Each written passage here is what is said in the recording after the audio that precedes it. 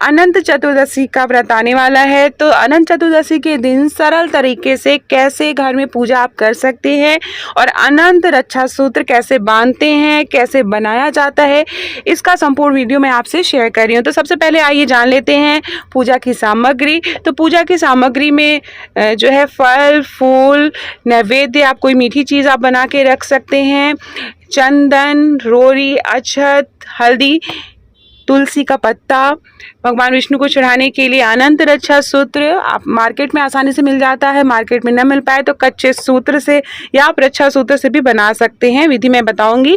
एक फ़ोटो चाहिए भगवान विष्णु की, और बहुत से लोग जो है शेषनाग जो अनंत भगवान का रूप होता है उनकी भी पूजा करते हैं, या विष्णु भगवान की लेटी हुई प्रतिमा क्षीर सागर में माँ लक्ष्मी के साथ उसकी भी पूजा की जाती है। तो जो भी प्रतिमा आसानी से उपलब्ध हो पाए उसकी हम पूजा करेंगे।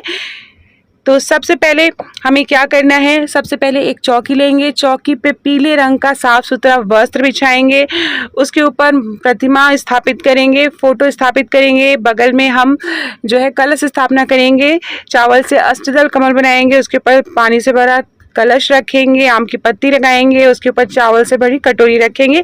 सबसे पहले जो स्थान है उसमें गंगा जल से आचमन करेंगे, शुद्ध करेंगे, उसके बाद भगवान को टीका लगवाएंगे। सबसे पहले ओम गणेशाय नमः का जाप करते हुए, सबसे पहले गणेश भगवान जी को याद करते हुए हम पूजा शुरू करेंगे। चंदन लगाएंगे भगवान विष्णु को, पीले रंग का अगर चंदन मिल पाए तो बहुत अच्छा है।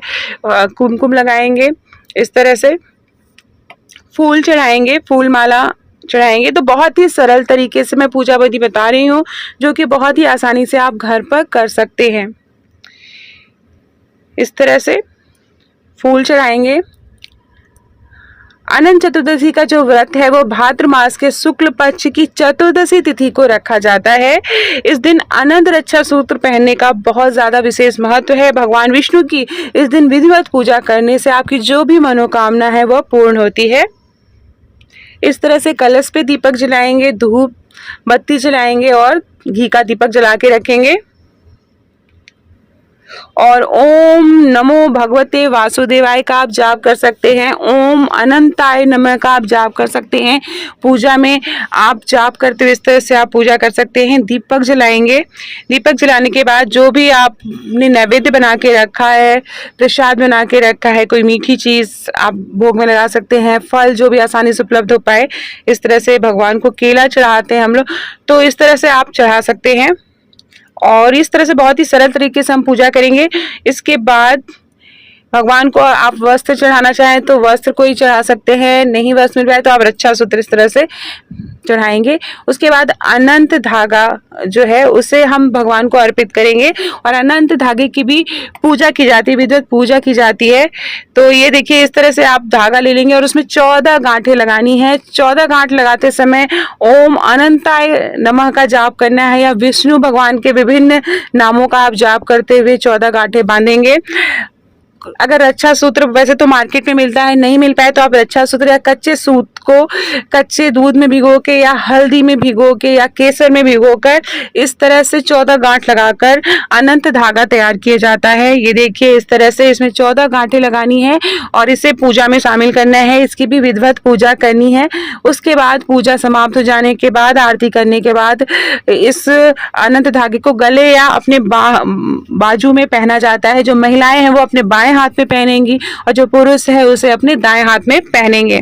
इसके बाद जो है जब भी आपने नैवेद्य चढ़ा दिया उसके बाद जो है अनंत चतुर्दशी की व्रत कथा पढ़नी होती है। पूजा में घर के सभी सदस्यों को जरूर शामिल करें, और उसके बाद जो है कथा पढ़ने के बाद आप जो भी भजन कीर्तन करना चाहे वो कर सकते हैं। उसके बाद हमें आरती करनी है, विष्णु भगवान की आरती करेंगे, माँ लक्ष्मी की आरती करेंगे, और आपकी जो भी मनोकामना है या इच्छा है उसे पूरी करने के लिए आप भगवान से आग्रह कर सकते हैं। उसके बाद आरती में आचमनी करेंगे, आरती भगवान को देंगे और घर के सभी सदस्यों को आरती देंगे। उसके बाद जो अनंत रक्षा सूत्र है इसे आपको बांधना है, जैसा कि मैंने बताया है। महिलाएं बाएं हाथ में बांधेंगे और पुरुष इसको दाएं हाथ में बांधेंगे। बच्चों को आप इसको गले में भी पहना सकते हैं, और 14 दिनों तक यह रक्षा सूत्र बांधे रहना पड़ता है। इसका जो महत्व है अनंत रक्षा सूत्र का है कि जो भी आपकी इच्छाएं हैं वो पूर्ण होती हैं और नियमों का पालन करना पड़ता है। लहसुन प्याज नहीं खाना होता है जब तक आप रक्षा सूत्र बांधेंगे। ब्रह्मचर्य के नियम का पालन करना होता है और ये रक्षा सूत्र जो है बहुत ही ज्यादा फलदायी होता है, आपकी रक्षा करता है। तो इस तरह से अनंत चतुर्दशी की पूजा की जाती है और इस तरह से आप बच्चों को भी अनंत रक्षा सूत्र जरूर पहनाएं, इससे बच्चों की भी रक्षा होती है। तो ये थी सरल पूजा विधि अनंत चतुर्दशी व्रत की। ये देखिए इस तरह से आप कलावे से भी आप जो है अनंत धागा बना सकते हैं इस तरह से 14 गांठें लगाकर। तो आशा करती हूँ आपको मेरा वीडियो पसंद आया होगा। मेरा वीडियो पसंद आया हो तो मेरे चैनल को प्लीज सब्सक्राइब करिएगा।